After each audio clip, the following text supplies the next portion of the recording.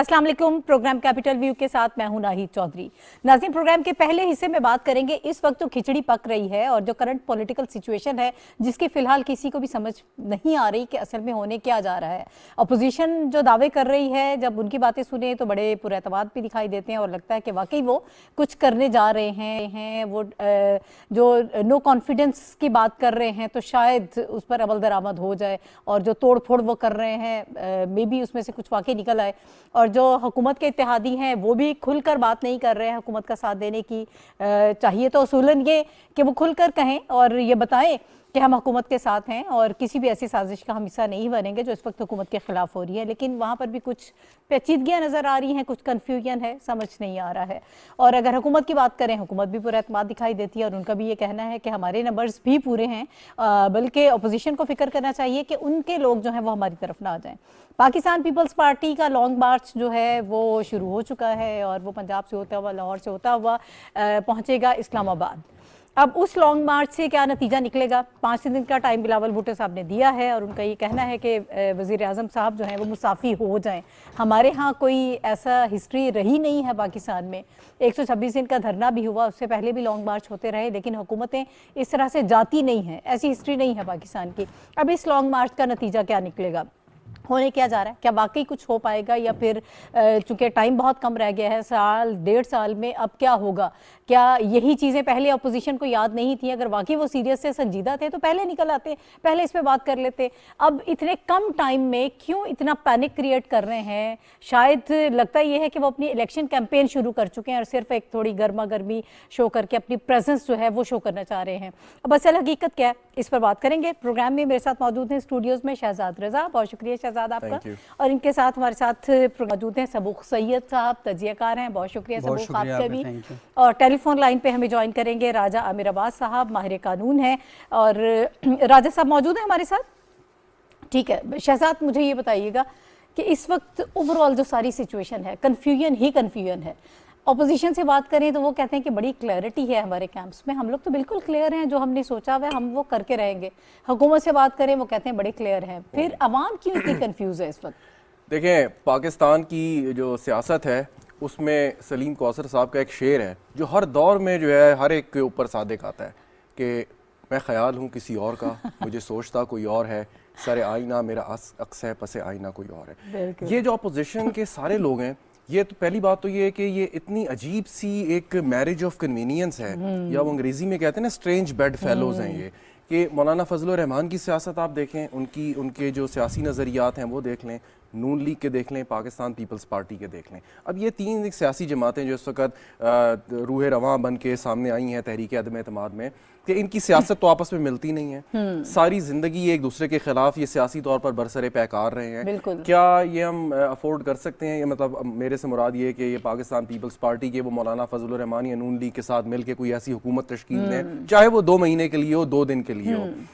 तो ये कौन इनको क्या कह रहा है, ये बात जो है ना मेरी समझ से कम बालातर है इस वक्त।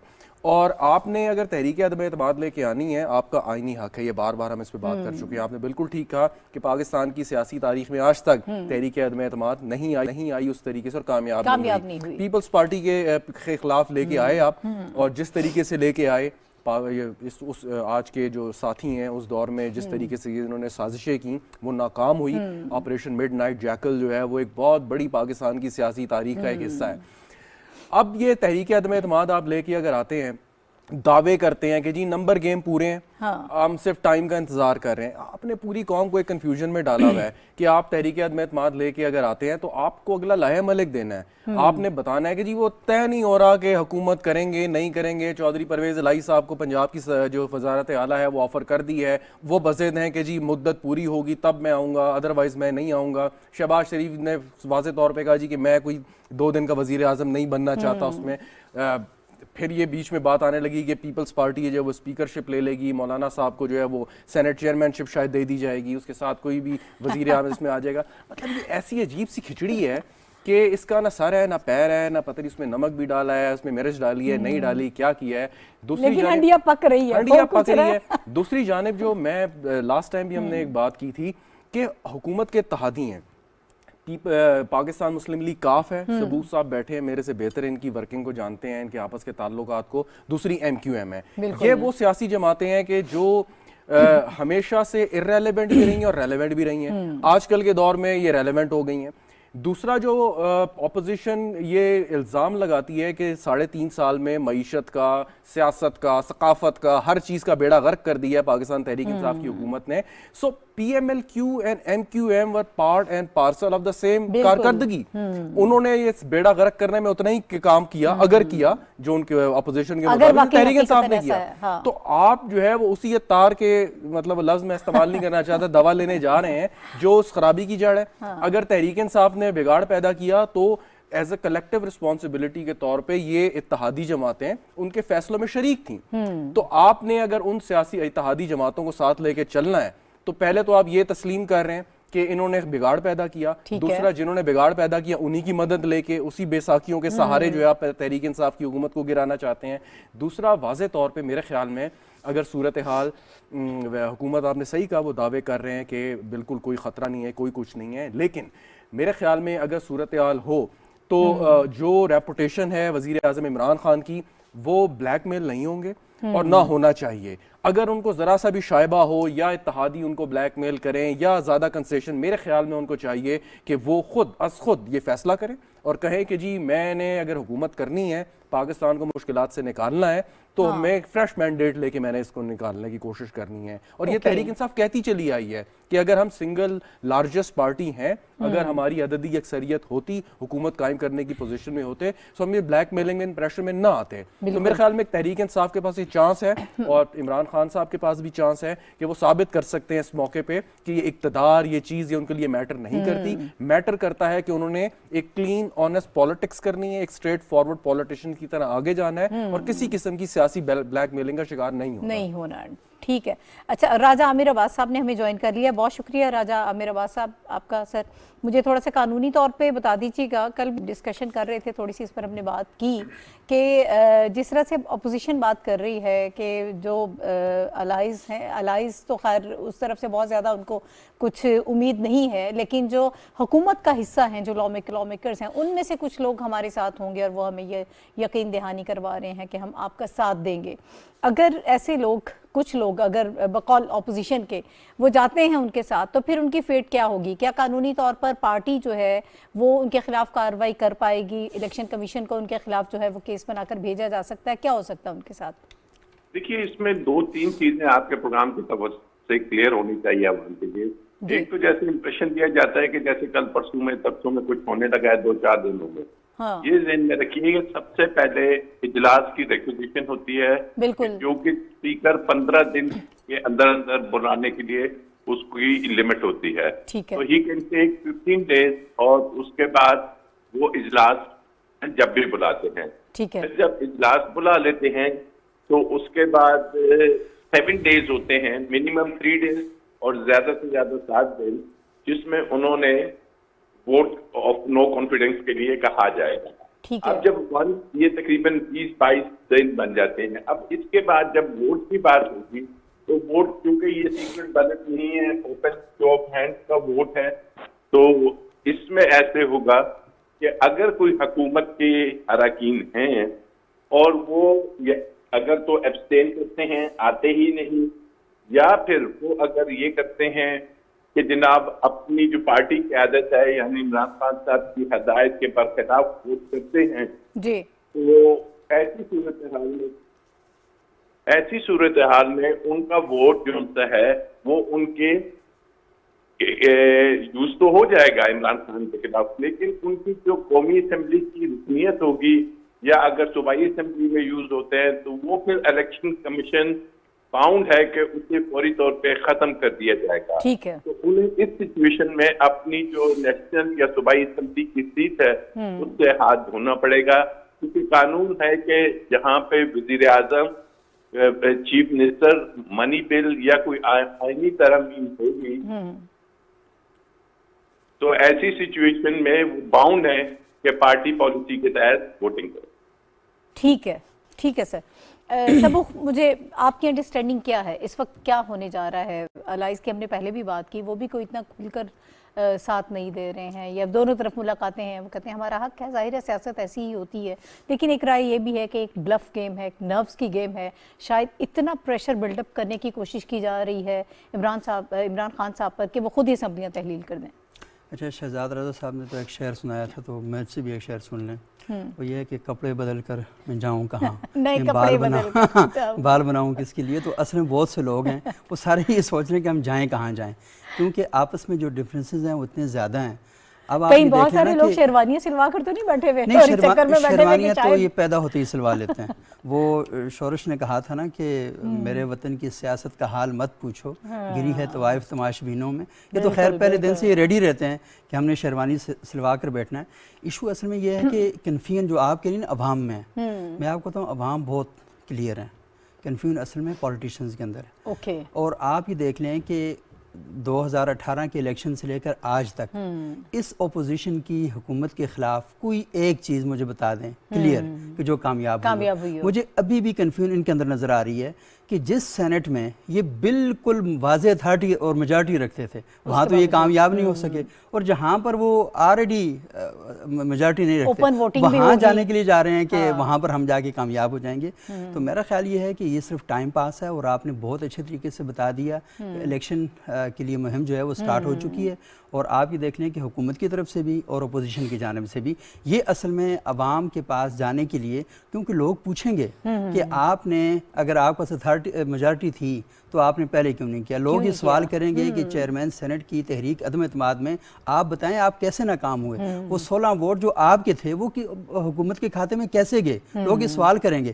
تو وہ مسئلہ یہ ہے کہ آپ نے کہا تھا کہ ہم ایک کمیٹی بنائیں گے اپنی پارٹیوں کے اندر جو کلیئر کر کے 3 مہینے کے اندر لوگوں کے سامنے پیش کرے گی. تو وہ بتائیں نا, حکومت کے بعد تو بعد میں بات کریں گے, پہلے یہ بتائیں کہ آپ کے وہ لوگ جنہوں نے آپ کو دھوکہ دیا اور آپ نے کہا جی کہ ہم یہ کر دیں گے, آپ نے ہر محاذ پہ کوئی حکومت کے خلاف آپ نے جو بھی کام کیے, کیونکہ ان کو پتا تھا کہ ان حالات میں حکومت کو لینا یہ سارا, کیونکہ دیکھیں لانگ مارچ بھی ہوا, یہ کوئی پہلا لانگ مارچ تھوڑی ہے. پیپلز پارٹی کے جیسے مولانا فضل الرحمان صاحب نے لانگ مارچ کیا اور بڑا اسٹرانگ قسم کا لانگ مارچ کیا, اسلام آباد کے اندر بیٹھے رہے, شدید بارش میں ان کے کارکن بیٹھے رہے, حکومت کے ساتھ مذاکرات بھی تک نہیں ہوئے. آپ نے دیکھا ہوگا کہ حکومتی ٹیم کے ساتھ مولانا فضل الرحمان صاحب ملے نہیں. مولانا فضل الرحمان صاحب چودھری پرویز رائی سے ملے, اور چودھری پرویز رائی صاحب مولانا فضل الرحمان صاحب ہمیں نہیں پتا کس سے ملے, لیکن یہ نہیں کہ ان کی ملاقاتیں بہرحال ہوتی رہیں, اور وہ مذاکرات وہ نہیں پتا کہ اس کا نتیجہ کیا نکلا تھا, کیونکہ عوام کے سامنے, شہریوں کے سامنے کوئی چیز نہیں آ سکی تھی اس لانگ مارچ کے نتیجے میں کہ کن بنیادوں پر یہ لانگ مارچ ختم کیا گیا. صرف یہ کہا گیا کڑکتی ہوئی بجلیاں تھیں, تپتی ہوئی دھوپ تھی, اور بارشیں ہو رہی تھیں, اور مولانا فضل الرحمان صاحب کا گھن گرج والا خطاب ہو رہا تھا, اور پھر پتہ نہیں وہ سارے کا سارا ختم ہو گیا.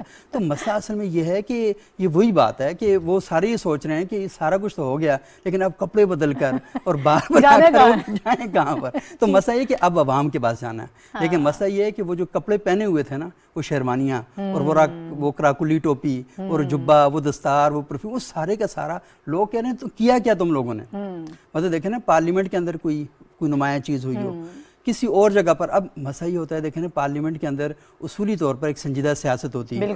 میں سچی صحیح بات بتاؤں, میں 2002 سے پارلیمنٹ کور کر رہا ہوں, میں نے صوبائی اسمبلیاں کور کی, قومی اسمبلی کور کی, سینٹ کور کیا.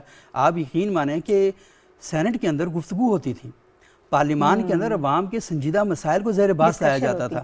مجھے آپ گزشتہ 5 سال کے اندر, یہ جو 4 سال گزرے ہیں یا اس سے پہلے, کوئی ایک چیز دکھا دیں کہ عوامی ایشوز کو سنجیدگی کے ساتھ زیر بحث لایا گیا ہو, کوئی ایک چیز ایسی سامنے لائی گئی ہو جس میں بتایا گیا ہو کہ ہاں اپوزیشن کلیئر کٹ جھنڈے کے ساتھ کہ ہاں یہ عوام کے مسائل ہیں, ہم نے حل کرنا ہے. اچھا اس کو چھوڑ دیں, انتخابی اصلاحات کے حوالے سے مجھے بتا دیں, کسی اور پاکستان کے بڑے ایشو کے بارے میں کوئی چیزیں نہیں آ رہی. مسئلہ یہ ہے کہ یہ صرف مطلب جس طرح یہ بیٹھتے ہیں عوام کے سامنے بہت بڑی بڑی باتیں کرتے ہیں, عوام لفظ میں کہنا نہیں چاہتا, شہری کہنا چاہیے, کیونکہ عوام یہ کوئی رعایا نہیں ہے کسی کی, شہری ہیں. تو ان شہریوں کے لیے انہوں نے کیا کام کیے, کوئی ایک چیز کلیئر کٹ ہمیں دکھائی نہیں دیتی. اور ابھی دیکھیں مولانا فضل الرحمان صاحب اور ان کی پارٹی کے لوگ پرسوں یہ بتا رہے تھے کہ پوری دنیا کے لوگ ان کو سربراہ حکومت کا وہ نہ کریں. مطلب अजीब व गरीब किस्म की बातें कर रहे हैं, मतलब ऐसी बातें प्राइमरी लेवल बच्चे भी नहीं करते ना, जिस तरह की बातें कर रहे अब होते हैं। उनकी कंफ्यूजन ने हमें भी कंफ्यूज कर दिया कि ये करना क्या चाहते हैं। हाँ, यही मतलब कंफ्यूज उसमें जो हैं उनके बारे में बताएं। शहरी बहुत ज़बरदस्त किस्म के लोग होते हैं। ठीक है, आप मुझे ये बताएं शहजाद, ये ओवरऑल जो सारी सिचुएशन है और ये एक तासुर दिया जा रहा है कि अब जो गवर्नमेंट है वो खुद घबरा रही है, अब वो मिल रहे हैं, इत्तेहादियों से भी मिल रहे हैं, मौन इस्लाही से मुलाकात हुई, अभी 9 तारीख को बताया जा रहा है कि वज़ीर आज़म साहब कराची जा रहे हैं और एमक्यूएम के हवाले से कुछ खबरें आ रही हैं कि हालात कुछ इतने बेहतर नहीं हैं। क्या है इस कैंप में, हुकूमती कैंप जो है वो कितना मुतमईन नज़र आता है और जो इत्मीनान है वाकई वो उनका सही है? देखें, हुकूमती कैंप मुतमईन है और उसकी वजह यह है कि पाकिस्तान मुस्लिम लीग काफ जिसके ऊपर ये सारी शराइत लगा रहे हैं अपनी कि किस तरीके से हम करेंगे और क्या करेंगे, और सारे उन्होंने उम्मीदें वाबस्ता कर रखी हैं, या एमक्यूएम, ये दो सियासी जमातें, एमक्यूएम और पाकिस्तान पीपल्स पार्टी के दरमियान जो एक रिश्ता है माजी से चला आ रहा है और आज तक वो हम सबको पता है क्या है। मुस्लिम लीग काफ यानी कि चौधरी बरादरान और मियाँ बरादरान, इनके दरमियान जो सियासी एक मुखालफत है वो भी हमें पता है। तो क्या ऐसी वजह है कि इमरान खान को छोड़ के ये दो सियासी जमातें पीपल्स पार्टी और मुस्लिम लीग नून से हाथ मिलाने को तैयार हो जाएंगी? वो दौर भी हमें याद है कि किस तरीके से नवाज शरीफ साहब या शहबाज शरीफ साहब काफ लीग के बारे में क्या कहा करते थे, या एमक्यूएम के पीपल्स पार्टी के दौर में एमक्यूएम के साथ क्या होता रहा, अभी भी एमक्यूएम क्या नज़रियात रखती है या ख्यालात रखती है पीपल्स पार्टी के बारे में। तो अगर ये दो सियासी जमातें एक बड़ी कन्वीनियंस के साथ 3.5 साल गुजार चुकी हैं, अगरचे उनके तहफ़्फ़ुज़ात होंगे, हर एक कोलिशन गवर्नमेंट में होते हैं जो कि दूर भी होते रहे वक्तन फ़वक्तन, तो क्या ऐसी वजह है कि ये चाहेंगे कि सारे का सारा बना बनाया खेल छोड़ के 1.5 साल जो उन्होंने काम करना है उससे पहले एक नया महाज, और ये टाइम है इंपॉर्टेंट बहुत जिसमें आपने लोगों की तवज्जो हासिल करनी है, काम करना आपने। सिर्फ एक चीज़ जिसके ऊपर वो बात करी जा रही है और जो एक हमें एक थ्योरी बेचने की कोशिश वो ये की जा रही है कि पाकिस्तान तहरीक इंसाफ के इलेक्टेबल्स या जो इत्तेहादी जमातें हैं वो ये 1.5 साल के अंदर अपना जो उन्होंने बकौल अपोजिशन के एक सियासी जो ग्राउंड जो है वो लूज किया है उसको वो रिगेन करना चाहेंगे, अश्योरेंस लेना चाहेंगे कि जी हमारे साथ आगे आप सीट एडजस्टमेंट कर लें, या कोई ऐसा इलेक्टेबल है जिसको उम्मीद है कि वो तहरीक इंसाफ के टिकट पे इलेक्शन नहीं जीतेगा, वो कोई बात करेगी जी ठीक है मैं आपके साथ आने को तैयार हूँ, लेकिन बदले में मुस्तकबिल में आप गारंटी दें कि मैं उस नशिस्त से अपनी सीट जीत पाऊंगा। एक चीज़ जो मैं आखिर में कहना चाहूँगा जो कि बड़ी ही अफसोसनाक बात है कि ये तासुर दिया जा रहा है एस्टैब्लिशमेंट का कि जी शायद पहले एस्टैब्लिशमेंट तहरीक इंसाफ के साथ थी और अब एस्टैब्लिशमेंट न्यूट्रल हो चुकी है। तो मैं ये कहना चाहता हूँ कि नून लीग की या मियाँ बरादरान की तो एक तारीख है कि उन्होंने एस्टैब्लिशमेंट के जरिए किस तरीके से इख्तिदार की सीढ़ियाँ चढ़ते हुए इख्तिदार हासिल किया, या पीपल्स पार्टी ने के साथ क्या ताल्लुक था, या किस तरीके से उनका एस्टैब्लिशमेंट से साथ टकराव माजी में रहा। तो अब अगर आप उस तरफ देखते हैं और लोगों में ये तासुर देने की कोशिश करते हैं कि जी एस्टैब्लिशमेंट न्यूट्रल हो गई है, तो ये आपकी कामयाबी नहीं बल्कि आपके मुंह पे एक तमाचा है कि आप ये बात कर रहे हैं कि और आप ये एडमिट कर रहे हैं कि जी हम सियासी तौर पे कुछ नहीं कर सकते, लेकिन हमारी सबसे बड़ी कामयाबी है कि हमने एस्टैब्लिशमेंट को न्यूट्रल कर दिया है। भाई एस्टैब्लिशमेंट क्या है? अगर आप एस्टैब्लिशमेंट को देखें तो असूली तौर पर एक सियासी जमहूरी एक इक़्तिदार में हुकूमत के अंदर ये हुकूमत के मातहत रह के एस्टैब्लिशमेंट काम करती है, लेकिन पाकिस्तान की क्योंकि एक तारीख है और हम तो समझते हैं कि आप जमहूरियत के बहुत बड़े चैंपियन हैं, तो आपको तो ये बात करनी ही नहीं चाहिए। आप तो ये बात करें ही ना, आप सियासी तौर पे हाँ तहरीक इंसाफ को, इमरान खान को हराने की कोशिश करें, तहरीक अदम-ए-एतमाद लेके आए, लेकिन आप जब लेके आएंगे अगर आप कामयाब भी करते हैं, और जैसे राजा साहब बात कर रहे थे कि डिफेक्शन क्लॉज लागू हो जाएगी अगर कुछ एमएनएज मिलते भी हैं, तो आपको फिर 172 का अदद साबित करना होगा अगर आपने अपना वजीर आजम बनवाना है। तो अगर वो लोग आपके हक में वोट डाल के कौमी असेंबली से फारिग हो गए तो वोट कौन डालने आएगा? फिर उनके लिए री इलेक्शन आप करवाएंगे। तो एक अजीब किस्म की ये कन्फ्यूजन इनका शिकार इन्होंने कर दिया है। तो मेरे ख्याल में मुनासिब यही होता कि ये कंसंट्रेट करते 1.5 साल का अरसा, उसमें तैयारी करें, अपनी रूट्स बनाएं, जो मसाइल हैं वो ठीक करें, लोगों के सामने कोई अपना एक मैंडेट दें, अपना एक लाहे अमल दें, उसके बाद आप लेके आएं। कबल अज़ वक्त हुकूमत गिरा के अपने लिए भी आप अजाब खड़ा कर रहे हैं, अवाम को भी आप कुछ नहीं दे रहे। और मुझे सिर्फ एक चीज का जवाब दे दें कि अगर इस हुकूमत को आप चलता भी कर दें, जो अगली हुकूमत आएगी आखिर वो ऐसा क्या किस्म के फार्मूला या कौन ऐसा जीनियस होगा जो इन मसाइल से 1.5 साल के अंदर आपको छुटकारा दिलवा देगा। तौर पर एकदम से आप अपने पांव पर खड़ा कर देंगे मुल्क को। ये मैं चाहती हूँ कि हम राजा आमिर साहब की तरफ जाते हैं। बहुत शुक्रिया शहजाद आपका।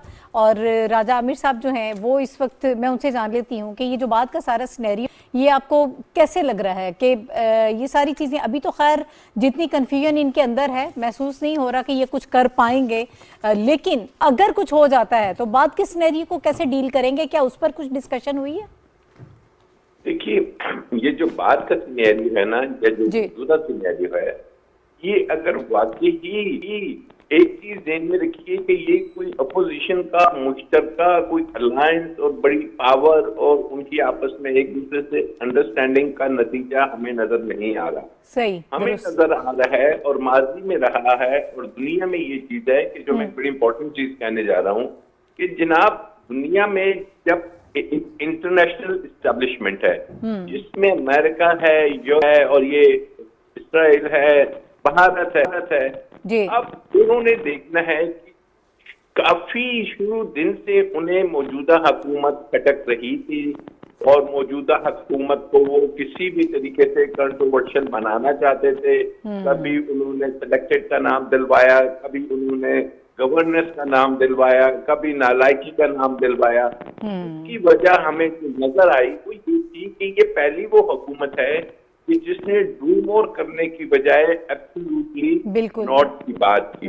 یہ وہ گورنمنٹ ہے کہ جس نے چائنا کے ساتھ بڑے اسٹرانگ تعلقات ڈیولپ کیے امریکہ کے نہ چاہتے ہوئے بھی. یہ وہ گورنمنٹ ہے جو امریکہ کی ڈیموکریسی کی کانفرنس میں شمولیت اس نے اختیار نہیں کی اور وہاں سے ایبسٹین کیا.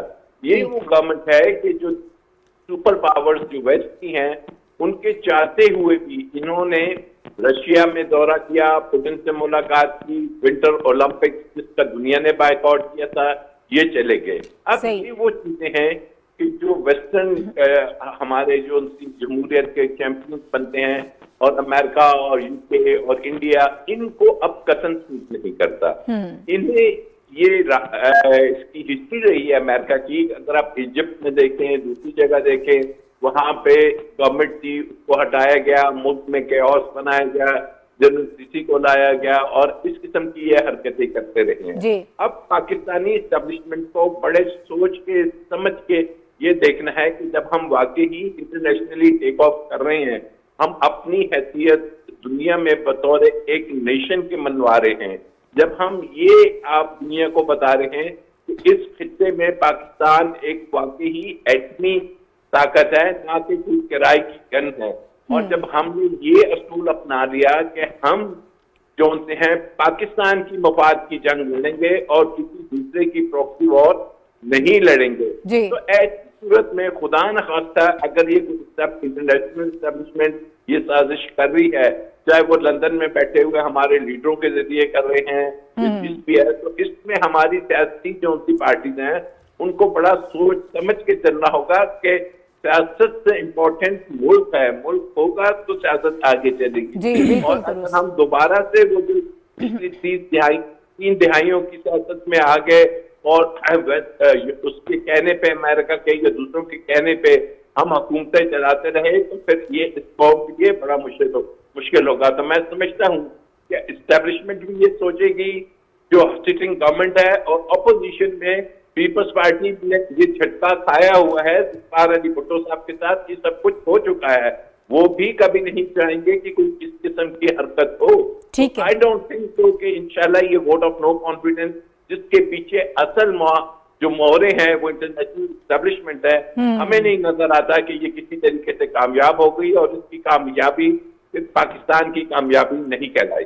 ٹھیک ہے، لاسٹ کمنٹ کر دیجیے گا مختصراً سبوق، پھر میں وائنڈ اپ کروں اور اگلے ٹاپک کی طرف جاتے ہیں کہ اوور آل ساری سچویشن، جیسے انہوں نے تو انٹرنیشنلی وہ کہا کہ یہ مہرے جو ہیں وہ کہیں اور سے جو ہے وہ ان کو استعمال کیا جا رہا ہے. جو وکیل صاحب بات کر رہے تھے، ڈینیئل مارکی کی ایک بک ہے نو ایگزیکٹ فرام پاکستان، تو میرا خیال ہے کہ اگر اس کتاب کو پڑھا جائے تو ہمیں بالکل کلیئر یہ پالیسی نظر آتی ہے کہ کیوں عالمی طاقتیں پاکستان کو اپنا ایک मोहरा बना के रखना चाहती हैं, और वो ये चाहती हैं कि यहाँ पाकिस्तान कभी भी पॉलिटिकली, इकनॉमिकली कभी स्टेबल ना हो सके।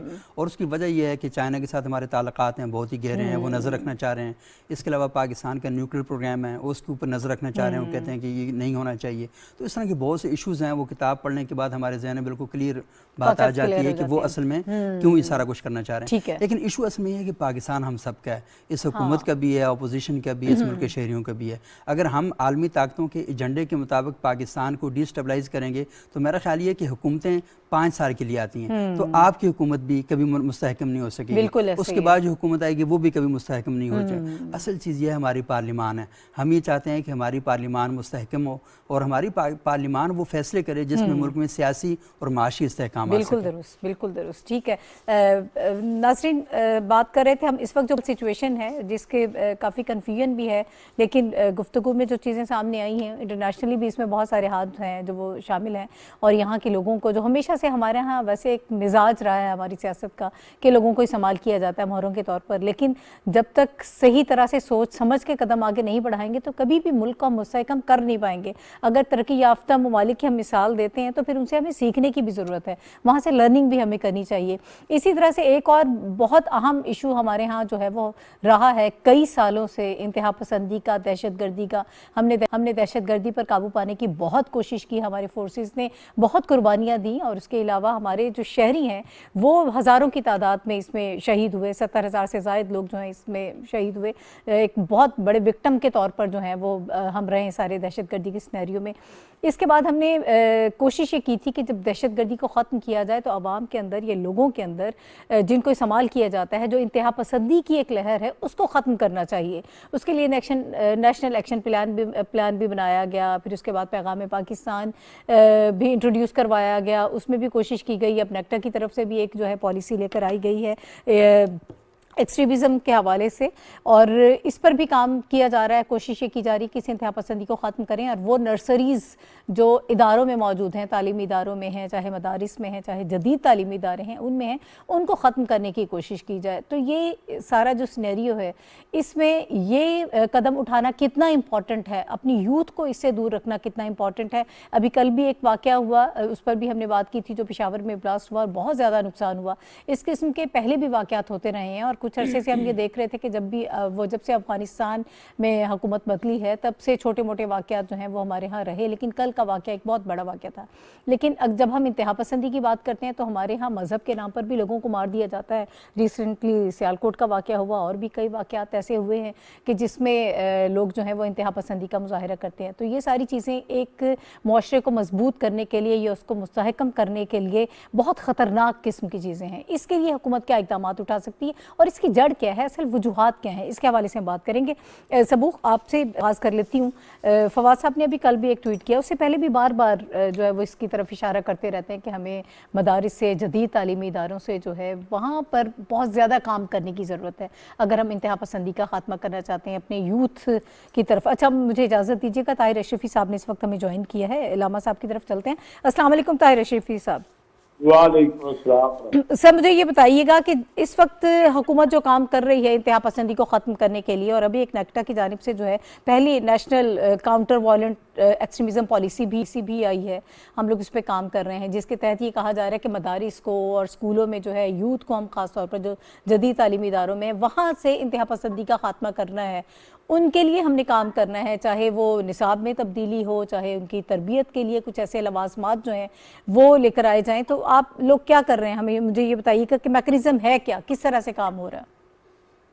बिस्मिल्लाहिर्रहमानिर्रहीम, नहमदुहु व नसल्ली व नसल्लिमु अला रसूलिहिल करीम। देखिए, गुजारिश ये है कि दो चीज़ें हैं, एक है बैरूनी जो इख्तियार है या जो साजिशें हैं, और एक है अंदरूनी जो सूरत हाल है। अल्हम्दुलिल्लाह, अल्लाह का शुक्र है कि अंदरूनी सूरत हाल आपने देखी कि कल ये वाक़या हुआ, मकसूद करने वालों का यही था कि यार मसाइल पैदा किए जाए, लेकिन मुल्क के तमाम मकातिब फिक्र और मज़ाहिब के लोगों ने एक जुबान होकर कहा कि ये हमला हमारे ऊपर हमला है। ये किसी एक मस्जिद या एक मकतबा फिक्र पे नहीं, ये हमला हमारे ऊपर हमला है। ये सुन्नी की मस्जिद पे है, ये बरेली की मस्जिद पे है, ये देवबंदी की मस्जिद पे है, ये शिया की मस्जिद पे हमला नहीं है, ये हम सब पर हमला है, ये पाकिस्तान पर हमला है।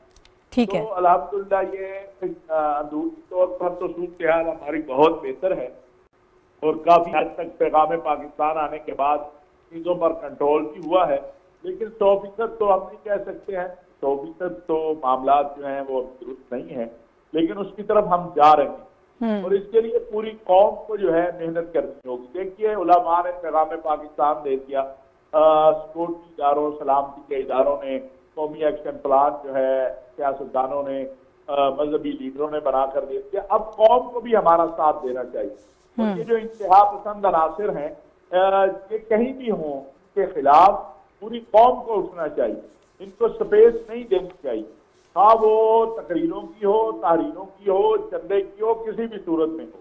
تو انشاءاللہ جس طرح ماضی میں ہم کامیاب ہوئے ہیں انتہا پسندی کے خلاف، دہشت گردی کے خلاف، اب بھی انشاءاللہ یہ واقعہ جو ہے یہ اس نے قوم کو متحد کیا ہے، قوم کو ایک نئی جلد جو ہے بلا شبہ شہداء کے خون سے قومیں جو ہیں ان کو نئی جلا ملتی ہے. یہ بڑے معصوم لوگ تھے جو اللہ کے گھر میں سجدہ ریز ہونے پہنچے تھے، جو اللہ اکبر کی صدائیں بلند کر رہے تھے، جو محمد عربی صلی اللہ علیہ وسلم اور ان کی آل اور ان کے آپ پر درود بھیج رہے تھے.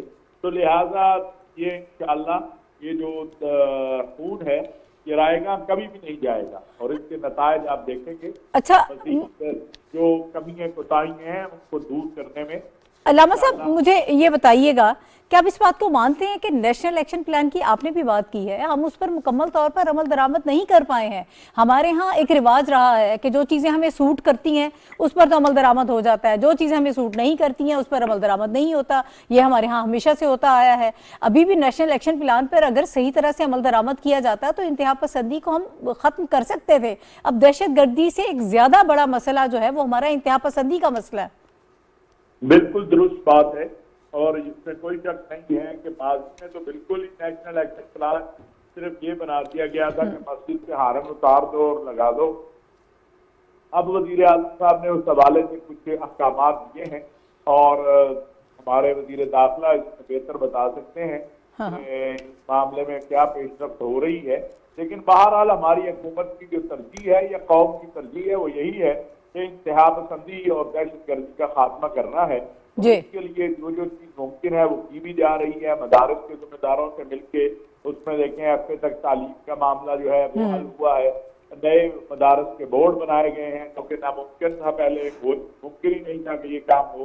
تو الحمدللہ کافی بہتری بھی آئی ہے اور آگے بھی آئے گی. جو کمیاں کوتاہیاں ہیں ان کو دور بھی کیا جائے گا. سر مدارس کے حوالے سے رجسٹریشن کا کام کتنا مکمل ہو چکا ہے وہ بھی ہمارا ایک بڑا مسئلہ رہا ہے. لیکن ایک چیز اور ہمیں یہ کلیئر کرنی چاہیے کہ اگر ہم انتہا پسندی کی بات کرتے ہیں تو یہ سارا آپ کو مدارس سے نظر نہیں آتا. جدید تعلیمی اداروں کی طرف اگر آپ دیکھیں وہ تو نیا سلیبس پڑھتے ہیں نا، وہ ہم ان کو یہ کہتے ہیں جدید تعلیمی ادارے ہیں جی، جدید علوم جو ہے اس کی وہ تعلیم حاصل کر رہے ہیں، لیکن وہاں پر بھی ماحول ہمیں وہی نظر آتا ہے. بالکل. یہ اصل میں ایک دیکھیں یہ 42 سال سے آپ اس مرض میں مبتلا ہیں اور اس میں پوری قوم مبتلا ہے. آپ دیکھیں انتہا پسندانہ رویے تو آپ اپنی سیاسی قیادت میں دیکھ لیں، مذہب کو چھوڑ دیں، آپ سڑک پہ جاتے ہیں وہاں دیکھ لیں عدم رواداری اور تشدد. تو آپ 7 بجے سے 12 بجے تک آپ جو کچھ ٹی وی پہ دیکھتے ہیں وہاں مذہبی لیڈر تو نہیں نا بیٹھے ہوتے، وہاں دیکھ لیں کیا کیا زبان استعمال ہو رہی ہوتی ہے. تو یہ ہماری ایک اجتماعی بیماری ہے جس کے لیے ہمیں مل کر انشاءاللہ اس کو جو ہے ٹھیک کرنا ہے اور مایوسی کی کوئی بات نہیں ہے. انشاءاللہ ہم محنت کریں گے، کوشش کریں گے، ایک دوسرے کے ساتھ تعاون کریں گے اور معاملات کو انشاءاللہ پیغام پاکستان ہے، قومی ایکشن پلان ہے، اس کی روشنی میں مزید بہتر کیا جائے گا اور جہاں جہاں جو کمی ہے اسے دور کیا جائے گا. ٹھیک ہے، بہت شکریہ وزیر اعظم کے معاون خصوصی برائے مذہبی ہم آہنگی علامہ طاہر اشرفی اس وقت ہمارے ساتھ موجود. مجھے ایک بریک لینا ہے، بریک کے بعد واپس آئیں گے اور اسی حوالے سے مزید گفتگو کریں گے. ہمارے ساتھ رہیے.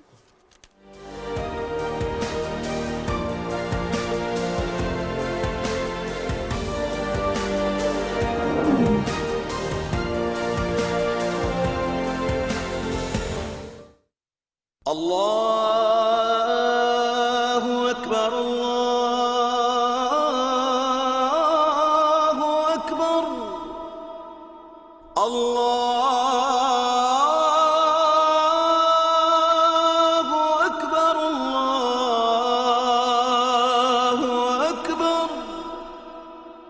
أشهد أن لا إله إلا الله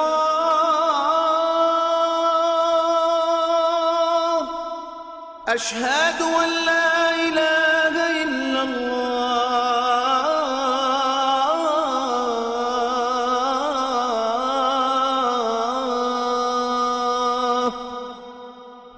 أشهد أن محمد رسول الله أشهد أن محمد رسول الله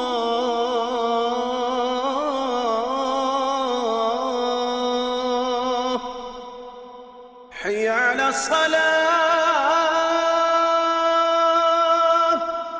حي على الصلاة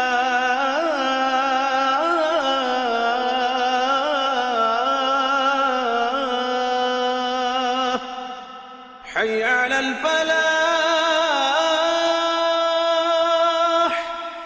حي على الفلاح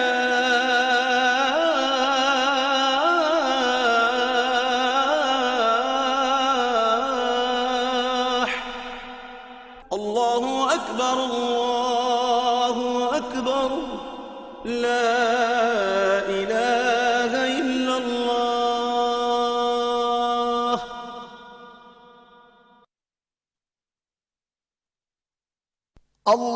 اللهم صل على محمد وعلى آل محمد كما صليت على إبراهيم وعلى آل إبراهيم إنك حميد مجيد اللهم بارك على محمد وعلى آل محمد كما باركت على إبراهيم وعلى آل إبراهيم إنك حميد مجيد.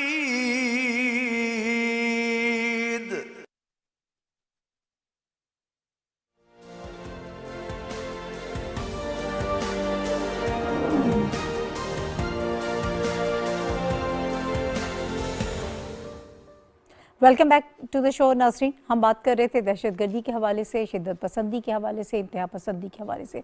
दहशतगर्दी की एक बड़ी वजह जो है वो इंतहा पसंदी और शिद्दत पसंदी है। इसको किस तरह से रोका जा सकता है, इस पर हम बात करें। सबूख सैयद साहब मेरे साथ मौजूद हैं, राजा आमिर अब्बास साहब मेरे साथ मौजूद हैं। सबूख आपकी तरफ आऊँगी। अभी हमने पहले भी बात की कि जो पहला हमारा टॉपिक था कि अपोजिशन और ये सारा जो शोर शराबा जो है वो सीटों की हद तक महदूद रह जाता है, लेकिन जो असल काम करना होता है लोगों के लिए, अपने मुल्क के लिए, वो नहीं हो पाता। अगर आप शिद्दत पसंदी, इंतहा पसंदी को रोकने की कोशिश करें और इसके लिए बैठकर इक़दामात करें तो पार्लियामान बड़ा अहम किरदार अदा कर सकता है। बहुत शुक्रिया नहीद आपका। और कल जो पेशावर का वाक़या पेश आया, इंतहाई दिल दहला देने वाला, और मेरा ख्याल ये है कि अल्फाज कम पड़ जाते हैं, आंसू ख़त्म हो जाते हैं, और ये आंसू हमारी आंखों से ख़त्म होने का नाम भी नहीं ले रहे।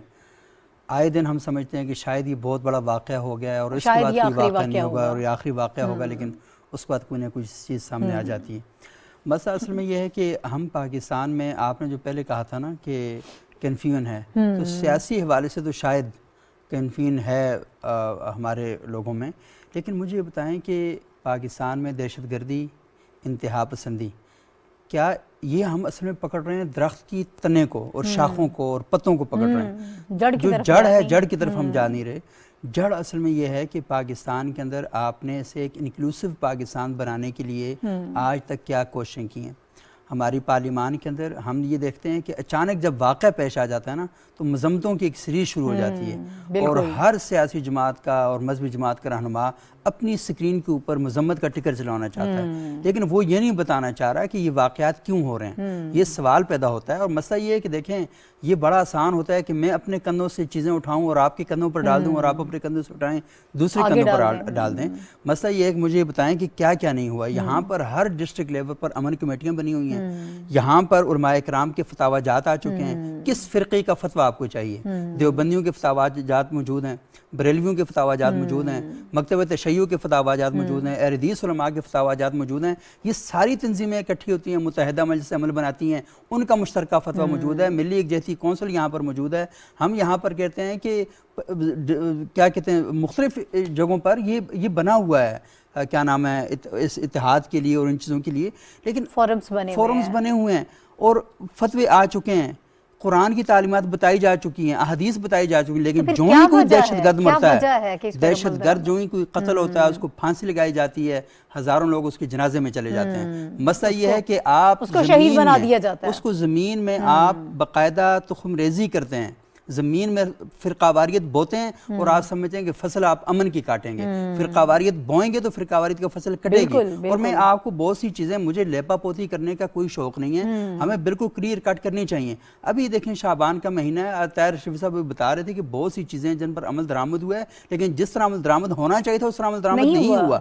اگر اس طرح عمل درآمد ہوتا، مجھے بتائیں نا کہ پاکستان کے اندر آپ کو ہر دوسری آواز سے خطرہ کیوں پیدا ہو رہا ہے؟ پاکستان کے اندر لوگ اپنا نقطہ نظر بیان کر رہے ہیں، ان کو یہ حق ہونا چاہیے. میرا ملک کا آئین یہ حق دیتا ہے، یونائٹڈ نیشن مجھے یہ حق دیتی ہے. مجھے بتائیں کہ جب نقطہ نظر آپ دوسرے کا نہیں سن سکتے اور آپ 5 منٹ سے زیادہ گفتگو نہیں کر سکتے، چھٹے منٹ میں آپ لاتوں اور مکوں پہ چلے جاتے ہیں، تو پھر معاملات حل نہیں ہوں گے. سب سے امپورٹنٹ بات یہ ہے کہ ہمارا جو نصاب تعلیم ہے، ہمارا جو مزاج تعلیم ہے اور ہمارا جو انداز تعلیم ہے، یہ اصل میں پرابلم کریٹ کرتا ہے. اور فواد چودھری صاحب کا جو سٹیٹمنٹ آیا وہ آج سے نہیں، انہوں نے کچھ عرصہ پہلے بھی بیان دیا تھا کہ 80 کی دہائی میں جو آپ نے بیج بوئے ہیں پاکستان کے تعلیمی اداروں میں، اور پاکستان کے تعلیمی اداروں کو کچھ لوگوں نے یرغمال بنایا ہوا ہے. وہاں پر تعلیم سے زیادہ ان کو عقیدتیں اور مسالے کی تعلیم دی جاتی ہے، اور وہاں پر ایک ایسا ماحول کریٹ کر دیا گیا ہے، وہاں پر تعلیم اور تحقیق کی آزادانہ فضا ہی نہیں ہے. جب وہاں پر آزادانہ فضا نہیں ہوگی تو مجھے بتائیں کہ وہاں پر طالب علم نہیں پڑھیں گے، وہاں پر بڑے ذہن تخلیق نہیں پائیں گے، وہاں شاہ دولے کے چوہے پیدا ہوں گے، اور شاہ دولے کے جو چوہے ہوتے ہیں وہ کبھی کھل کے سوچ نہیں سکتے، کھل کے بات نہیں کر سکتے. تو خدا کے لیے اس جڑ پہ جائیے. وہ جڑ کیا ہے؟ وہ ہمارا نصاب تعلیم ہے. وہاں پہ جا کے میں راجہ صاحب کی بھی سجیشن لے لیتی ہوں. راجہ صاحب، عدلیہ کا کیا کردار ہو سکتا ہے؟ قانونی طور پر ہمارے پاس کیا آپشنز ہیں؟ اگر ویسے جب اس ٹاپک پہ بات کرتی ہوں تو آپ کی سجیشنز کیا ہیں؟ مدارس کی بات کر رہے ہیں ہم، تعلیمی اداروں کی بات کر رہے ہیں، ممبر کی بات کر رہے ہیں، اور پھر یہ بھی کہا جاتا ہے کہ تھانے کا کردار جب صحیح طور پر جو ہے وہ نہیں ہوتا نظر آتا، تو پھر یہ ساری چیزیں جو ہیں وہ جنم لیتی ہیں، انتہا پسندی اور شدت پسندی. دیکھیے، ہم ماضی کو اب ہمیں چھوڑ دینا چاہیے. ٹھیک ہے، کس وجہ سے آئے ہر کسی کو پتا ہے کہ کون لے کے آیا. وہی فواد کی بات کی 80 کی دہائی کے بعد یہ سب کچھ ہوا، بٹ اب وہ تو جو ہونا تھا سو ہو گیا. اب کیا کرنا ہے؟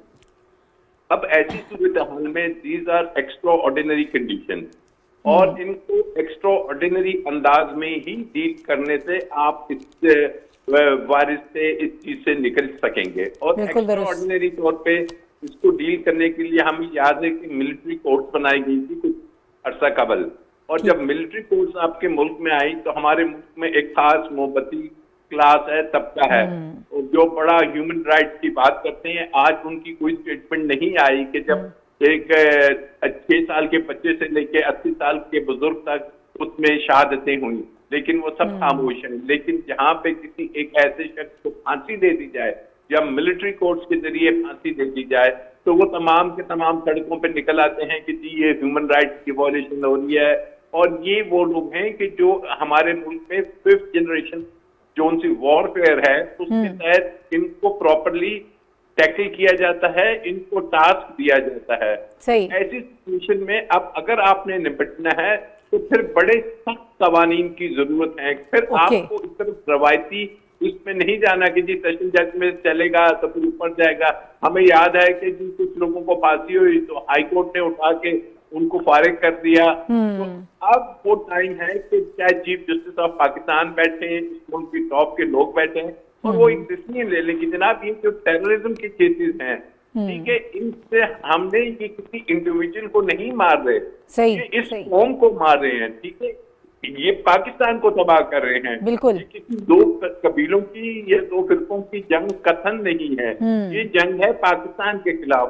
تو ایسے لوگوں کو آپ نے ختم کرنا ہے، ان کو فل فور سزائیں دینی ہے، اور سزاؤں کے ساتھ ساتھ ایک چیز اور بڑی امپورٹنٹ ہے کہ اس کا نتیجہ، چونکہ آپ وہ پراکسی وارز لڑتے آ رہے تھے اور الٹیمیٹلی انہی وارز کا نتیجہ ہے کہ یہ تمام چیزیں ڈیولپ ہوئی۔ تو جی جی، حکومت نے ایک کام تو بڑا اچھا کیا ہے کہ مدرسہ کے نصاب کو بھی وہ ایک یونیفارم پالیسی جی بالکل لایا جا رہا ہے، لیکن اس کی امپلیمنٹیشن بڑی ضروری ہے۔ ٹھیک۔ یہ بھی چیک ہونا چاہیے کہ واقعی وہ ادھر مدرسوں میں وہی تعلیم دی جا رہی ہے یا وہ بڑی بڑی دیواروں کے پیچھے کچھ اور بھی باتیں کی جا رہی ہیں۔ صحیح، بالکل درست۔ ٹائم کے بچوں سے زیادہ بڑھ کے وہ لوگ یا وہ پارٹیز یا وہ بیرون ملک بیٹھے ہوئے لوگ جو اس میں اپنا بہت شکریہ، بہت شکریہ راجہ عامر عباس صاحب، وقت بالکل ختم ہو گیا سر، آپ کا بہت شکریہ۔ سید آپ کا بھی بہت شکریہ۔ اسٹیٹ جو اس وقت اقدامات کر رہی ہے، اس کے ساتھ ساتھ یہ ضرور کہنا چاہوں گی کہ ہمیں انفرادی طور پر بھی اس میں جو ہے وہ اقدامات کرنے کی ضرورت ہے، اپنے آپ کو بھی ایجوکیٹ کرنے کی ضرورت ہے، ہمارے یہاں اختلاف رائے کا کلچر نہیں ہے، اس کو ڈیولپ کرنے کی ضرورت ہے۔ پروگرام کا وقت ختم ہو گیا، ناہید چودھری کو اجازت دیجیے، اللہ حافظ۔